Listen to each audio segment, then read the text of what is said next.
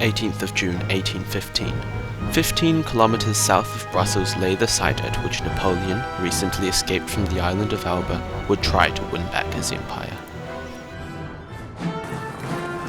The days before had seen the French in action once more at the battles of Quatre Bras and Ligny, with Napoleon's Army of the North trying to launch a decisive strike on coalition forces in Belgium. They had yet failed in that mission.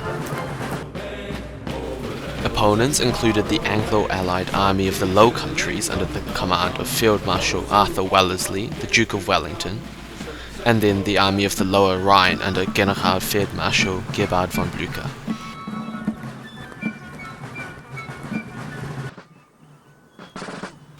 The Battle of Waterloo would be Napoleon's second chance to destroy the coalition forces. The Emperor once more adopted his position centrale, dividing Blücher and Wellington's armies on a strategic level and attempting to conquer them separately. This meant that the entire third of the army under Grouchy was gone, trying to keep the Prussians at bay. On the coalition side, Wellington presided not only over his 22,000 British men, but also Hanoverians, 12,000 Dutch, 6,000 Nassauers, and 6,000 Brunswickers. King of the Netherlands and the Prince of Orange, William II, commanded the Allied right. The defensive terrain before Wellington's HQ at Mont Saint-Jean had been reconnoitred the year before. Wellington knew the ridges well, and he knew how to defend them, using tactics learnt in Spain. Against him was a professional and high-spirited army of 65,000 Frenchmen. Napoleon had recruited his Armée du Nord from veterans exclusively. By all odds, this should have been a clear-cut victory.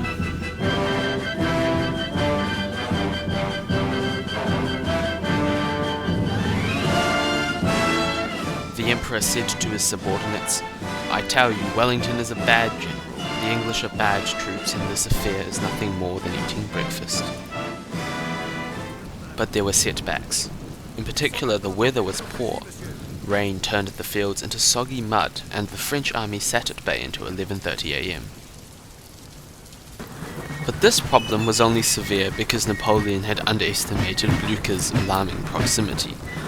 Early that morning, Wellington had received word from Blücher that the Prussians would join him in battle.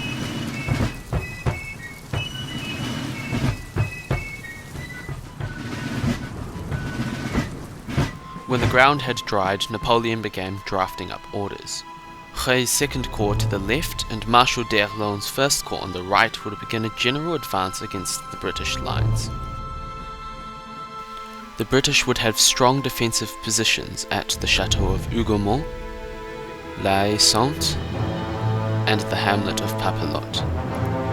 Napoleon's plan was to send a diversionary force to confine the Allies in Hougomont, requiring them to send reinforcements, while most of the army would actually attack on the British left.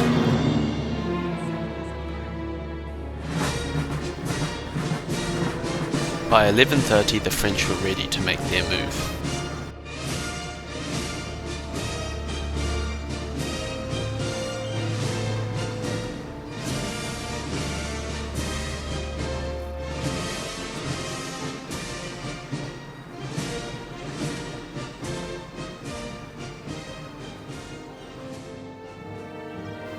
Held back in reserve, Napoleon had 2 cavalry corps and 1 infantry corps, not to mention his Imperial Guard.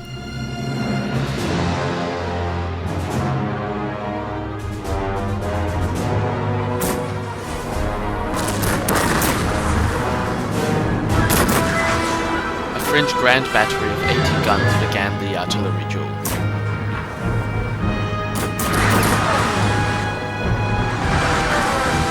Wellington responded in kind. Nothing to be done for the dead now, lad.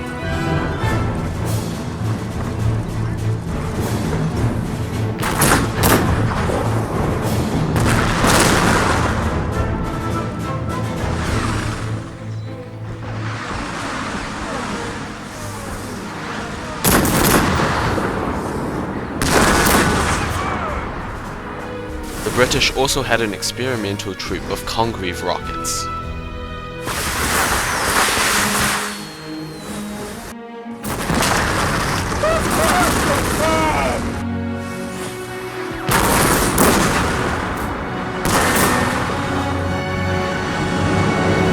Wellington managed to avoid most of the cannonade by moving his troops behind the ridge.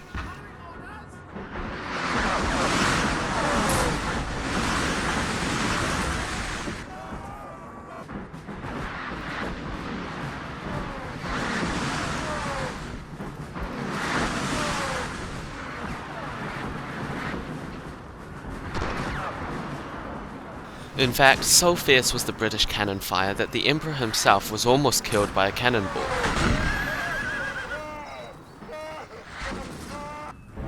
First close contact was made between Mouret's corps and elements of Cook's 1st Division at the Chateau of Hougomont.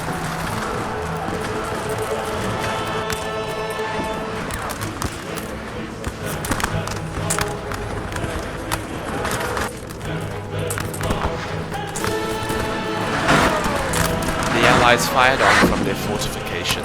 A French battery on the left had been bombarding the position, managing even to set fire to the compound. Although the fighting here had been intended to be a diversion, Haye was drawn into a larger battle by skirmishers and Dutch sharpshooters.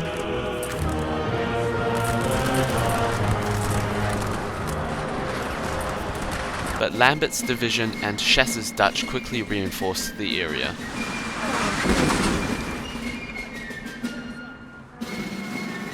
Marshal d'Erlon's main attack was now underway.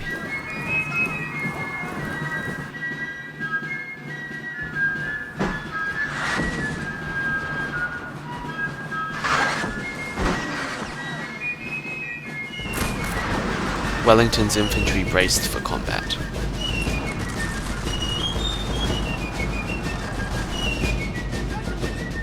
Cook's division on the Allied right was comprised of the elite 1st Foot Guards, the 2nd Coldstream Guards, and the 3rd Scots Guards.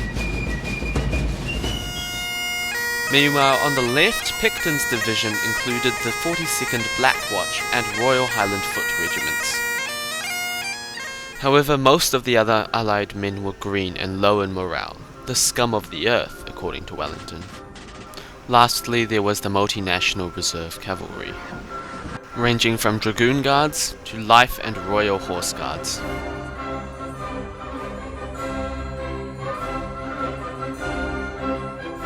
D'Erlon pushed on past Papelotte, which had been left open.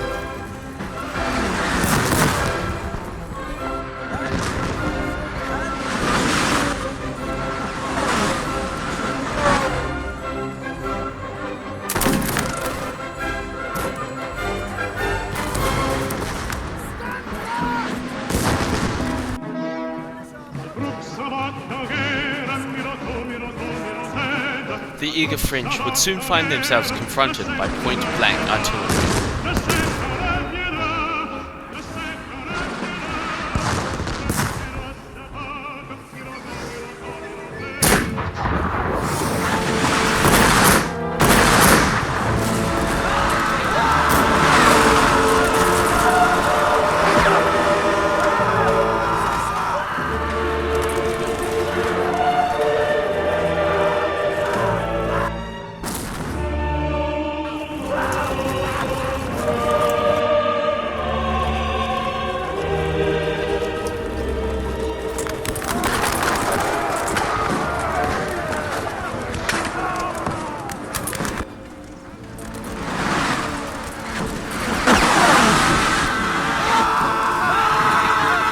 Charging in waves, the French were repeatedly decimated.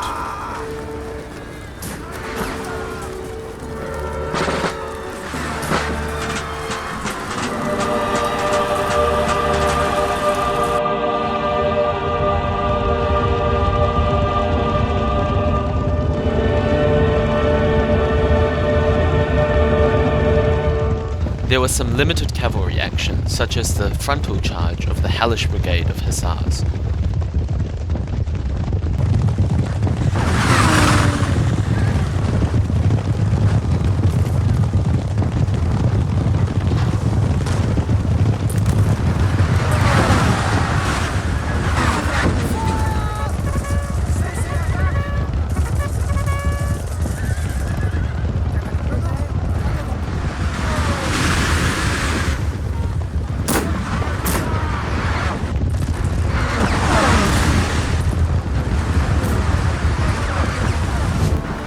At the same time, a bloody battle was fought for La Haye Sainte.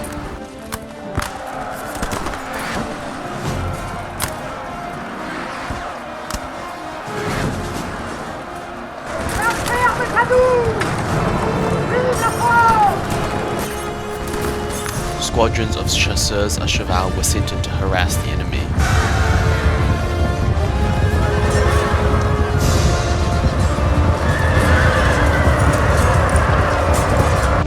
As a response, the Earl of Uxbridge's dragoons were sent in.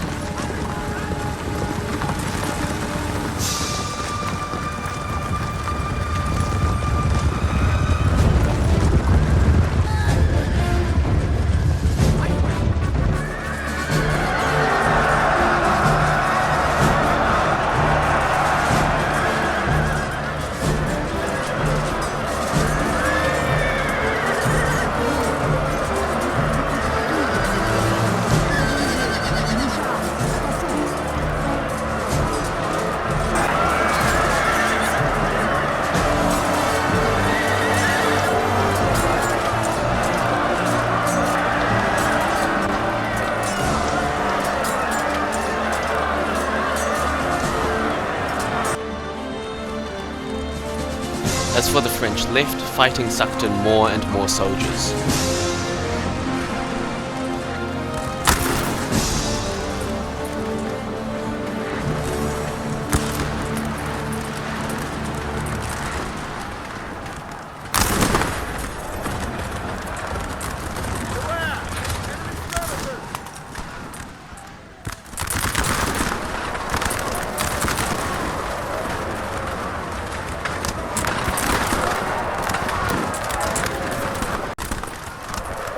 The delivery of an outdated order saw French troops entering burning buildings.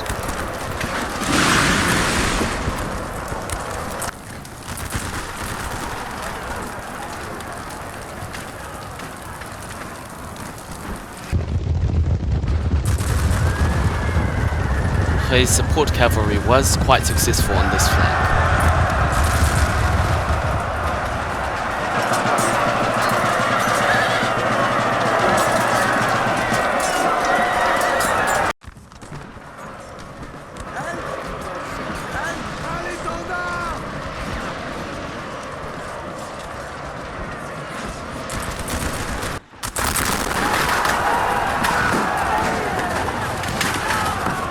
Here the French became optimistic of gaining ground.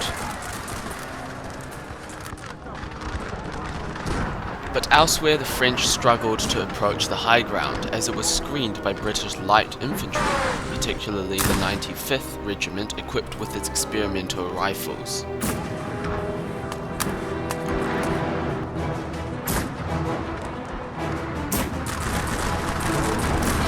On the whole, d'Erlon was making few inroads against what was essentially a brick wall.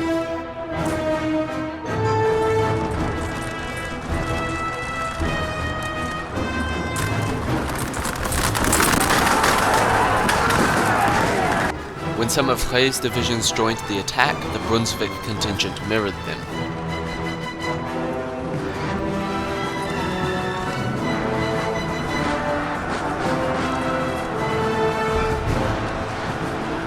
Melee combat proliferated the line.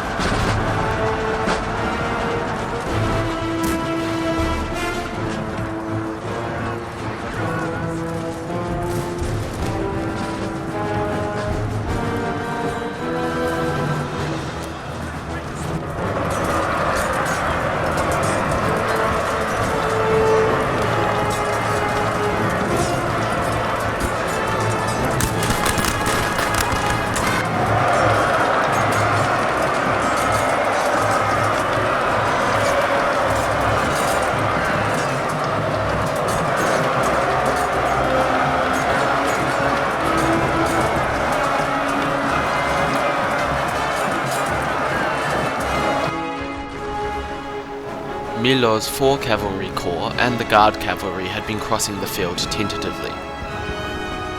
Out of infantry reserves, Marshal Ney urged Napoleon to send a massed cavalry charge to break the British. Instead, Napoleon chose caution, choosing to wait to see if the British would charge first. As such, the French cavalry would not play any great role in the attack. Wellington's own preparedness would have vindicated that decision. By no exaggeration, d'Erlon and Haye had stalled before the ridgeline.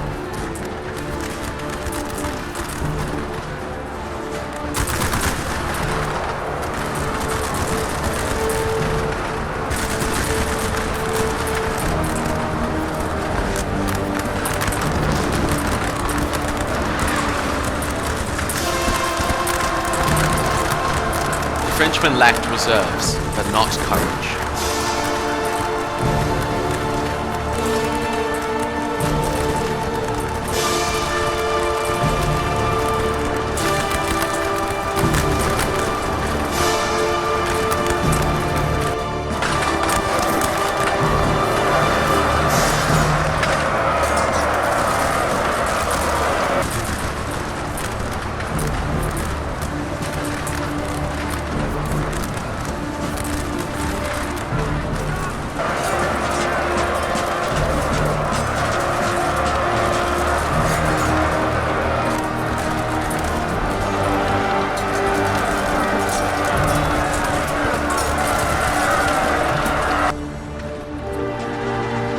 Napoleon had one more card to play, his vaunted Imperial Guard.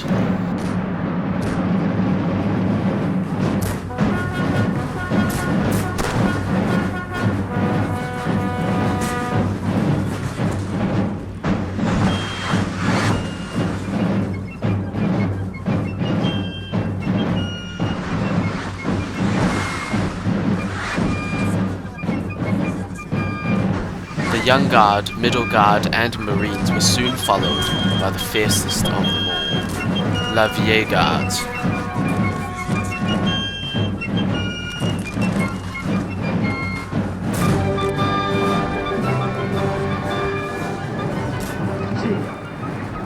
Si vous allez plus loin, vous risquez de vous faire tuer. Un général ne devrait mourir que sur le champ de bataille. Retirez-vous. Je vous en prie.